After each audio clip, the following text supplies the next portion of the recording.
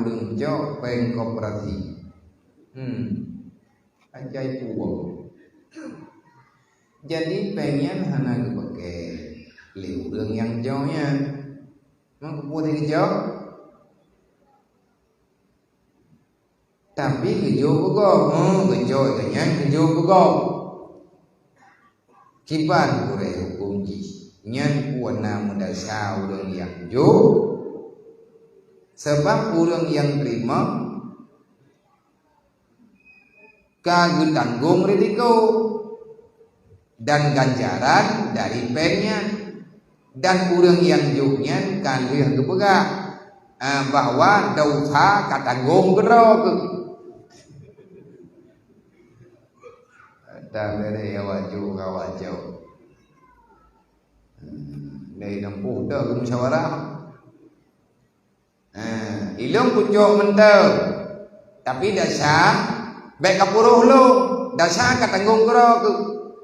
Ijawa belawak jauh. Ka bere. Ka kacok mentau. Lung hana kutong jauh. Dasar donya akhirnya kutanggung gerok. Kipan hukum urang jauh. Urang jauh bak koperasi. Awak terima pek, kai jo. Maya hana tajo dari nayo, ya hai jo jo.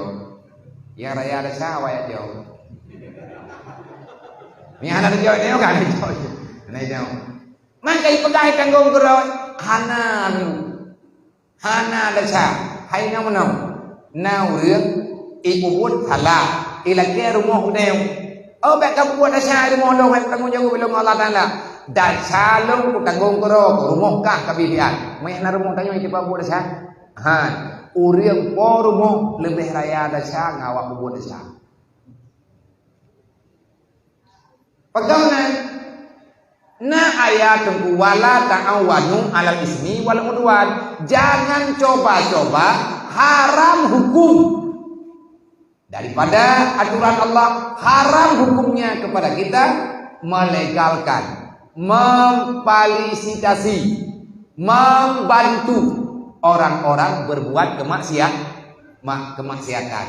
Man aana alal maksiat fawa maksiat. Urang yang bantu urang berbuat maksiat gaknya lebih maksiat bawa buat. Nah urang ilake kama tanyo ini amdina baru ini mulai kayak gitu udah sedung ada deh. Tapi kanyo kata yo ini hanya jatah yang boleh sah kayak itu nama tahu ikram rajulillah. Tapi dengan gara-gara terbuka kamanya berapa lah deh. Urang bantu buat maksiat. Lang Quran getam ya Allah, wala ta'awanu 'alal ismi wal udwan. Jangan engkau termasuk manusia yang membantu orang berbuat kejahatan dan berbuat dosa. Baik, berarti hanjir bang.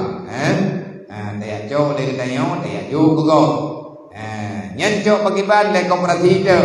Hai koperasi yang memang nyo katanya yang terjadi timbul riba. Memang yang terjadi koperasi bagi-bagi pen dan lagi di pulangnya nak pegang abang lu kuacok belum lalu. Ibi gue tergah teroi. Tinggal nyo dah tulis kedai. Kita jok memang baikin mah. Tapi bayar tu baik. Đang no bayar duk di, bayar duk di. Nya nam ki peng ada dua, ada kumpul lain menyatakan utang syarat bayar duk tetap berusaha. Inna Allah wa malaikatahu yusalluna